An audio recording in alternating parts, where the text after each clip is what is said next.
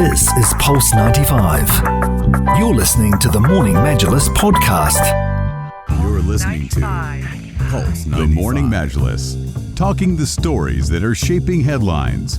This is Pulse 95. Hello, this is Pulse 95. Welcome back to the show. Now, according to the United Nations, there has been a number of school closures around the world in 13 countries, in fact, which has disrupted the education of 290 million students around the world, a figure without precedent. This has left millions of teachers, administrators, and students scrambling for ways to be educated amidst this epidemic. And teachers in the UAE are now deploying online learning systems.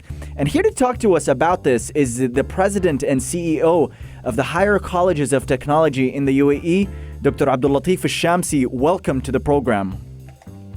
Well, thank you and good morning. And I think it is an opportunity to talk a little bit more about the online and the disruption in education. And this is something an exciting opportunity for HCT. Absolutely. And there's so much to get to here. But let's start with what measures are you taking to facilitate online learning for students? Well, the Higher Colleges of Technologies is the largest higher education institution in the UAE. We have more than 20,000 students with 16 different campuses all over the UAE. Now, the opportunity for us is great. Why? Because for the past years, we've been investing heavy in technology and using online learning mode in different courses, even in a partially, not in a full time. So this transition did not really make a big disruption in what we are offering today. On March 4th and 5th, we offered a full online delivery of instructions. So we offered about 3,000 courses online for all of our students. Our faculty were on campuses. Our students were at their home. And we used the Blackboard system. That's an internationally known system for offering the online learning mode. And through that pilot, let's say, of offering those courses, we discovered that we are very well prepared in terms of bringing our faculty, our students, engaging them, because we strongly believe the online learning is not about just a Wi-Fi network and a laptop. It's more about having an interactive sessions, engaging the students, making it more interesting and more exciting for them. In the Higher Colleges of Technology, we use heavy the technology as part of our instruction because we strongly believe that we are dealing today with the Z generation. Technology is part of their life. They are more digitally native, and that's what makes them more excited about learning. So we don't use a kind of a traditional learning mode.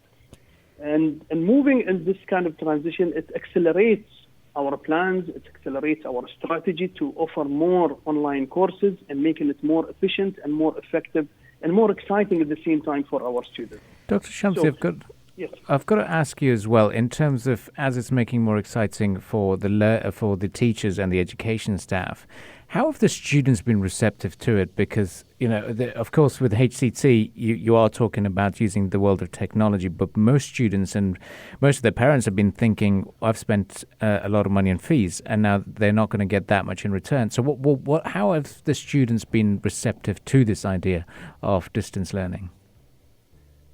You will be surprised. You will find the students more excited and looking for this opportunity. And the data, we run good statistics by the end of that pilot phase, where we've discovered that attendance-wise and commitment-wise from students were much higher even during the regular classes. Why? Because it is more of a convenience, but like we said, it's more of an exciting for them. So you find the students, they are more receptive. They would like to go through those online activities more and more because it's not only available during the lecture time, it's available also at other times. So it's around the clock, anytime they can go back, they can engage, they can review some of the courses offering, and that's what makes it more interesting for students.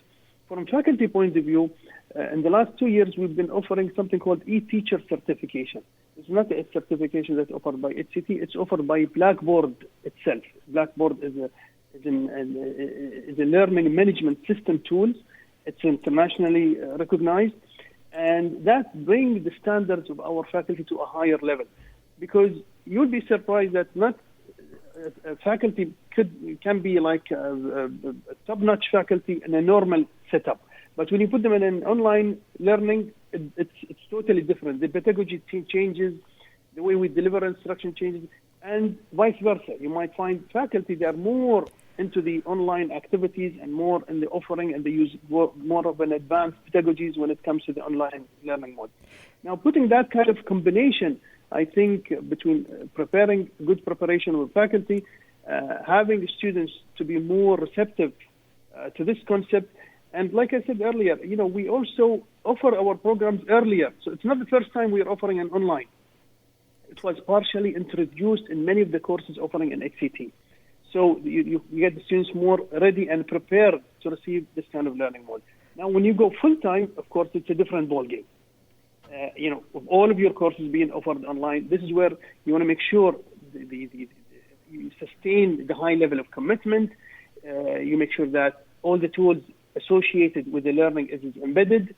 And what we found out, what makes it more challenging, especially for the higher colleges of technology, because we are more of an applied education system, so we have to use more of a simulators and more of an apps to engage students in the hands-on related, because we do a lot of offering through some of the workshops and labs and training, and this is where we need the simulations to be more engaging as part of the online learning. And that's the part that we are trying to fill it, or trying to prepare more into it, rather than the normal, just regular instructions. Because the theoretical part, that's easy, can be delivered through the online learning mode. The applied part, which needs to be taken into account and need to be improved continuously.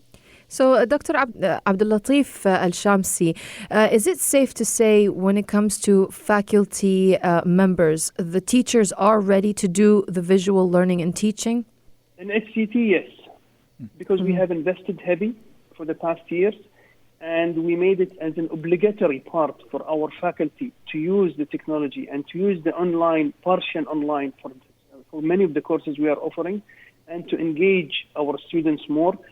All of our classrooms are highly equipped in our campuses with the usage of technology, so you will find our faculty more comfortable in using the online learning mode.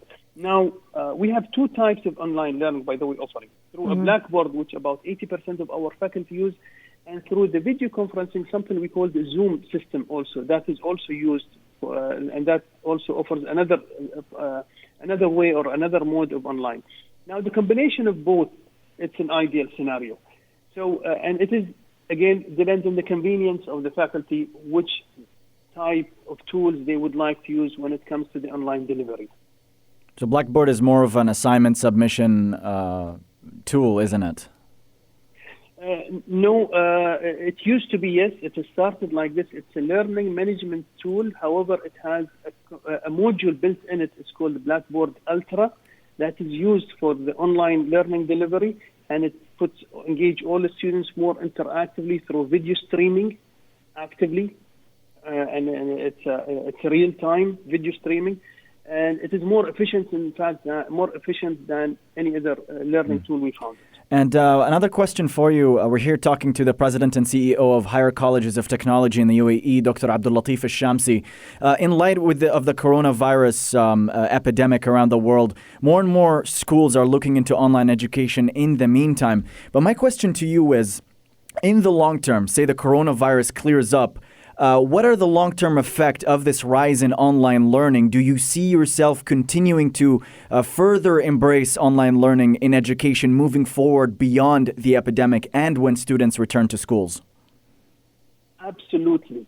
In fact, this is something I've been personally advocating for the last 2 years. And I had one of the as an international speaker in one of the international conferences. 2 years ago, we put the concept of Uber-like education. What do we mean by that? Moving toward more becoming of a digital campus, that our educational activities and delivery of instruction should be more available to our students around the clock, anywhere, anytime. And in fact, this opportunity today that happened to us as an opportunity with the corona epidemic is becoming an advantage for us to accelerate our strategies, to accelerate our planning in terms of offering more of an online courses, and in terms of becoming better in utilizing this technology, making it more efficient, and engaging our students into it. So, in fact, it is an opportunity for us. It accelerates what we've been saying, and we are more prepared, I believe strongly, in the higher colleges than many other academic institutions to do that. In fact, we've been providing also help for other institutions, not only locally, but also internationally, because like you just said, it's an international epidemic that's spreading, and many universities now and schools are looking more into implementing more efficient ways of the online learning. I know, of course, now a lot of school teachers will be listening to us as well and are thinking, when does this end and when can the students return to classes? Now, of course, you'll be waiting to hear from the Ministry of Education and also KHDA in terms of, when we can resume it. But to alleviate their concerns, how are you looking at the situation at the moment, and when do you think the students will be able to return to classes again? Well, we are monitoring the situation on a week-by-week basis because it all depends on the spread of the virus. And I think we have, as an educator, become to a level of comfort of using this delivery mode if we are required to continue in this mode. And I think today, many of our schools, especially in the UAE and university, are highly equipped with the usage of technology. We have a very high bandwidth. We have a very advanced when it comes to the telecommunication and the technology that is used. And I think we are prepared more than anywhere else. It's just a matter of saying, let's take this as an, again, exciting opportunity for us. Let's learn from this period of implementing this concept, and let's build on it. And going back, you'll be surprised that you will find many educators, they are becoming more comfortable in implementing the online rather than going and teaching in the traditional way that we've been teaching in our schools. And this is going to make a serious impact in our education system. And it will bring our education system to a higher level of engaging more of the technology and engaging more of the online, and make it, again, more exciting for our students and beneficial for them as well. Dr. Shamsi, thank you very much for joining us this morning and elaborating on the importance of technology and the future it holds and the potential it has for us to understand and realize the world of visual learning as well. And thank you very much for joining us once again. We look forward to welcoming you in the studios very shortly. Sure. Well, that was Dr. Abdulatif Shamsi, the President and CEO of the Higher Colleges of Technology in the United Arab Emirates. Well, time now for us to take a bit of a break, and we shall be continuing the discussions right here on the Morning Majlis as we continue a little bit of a sporting wrap, followed by a conversation with Murtaz Mashal up next on Pulse 95. This is Pulse 95. Tune in live every weekday from 7 a.m.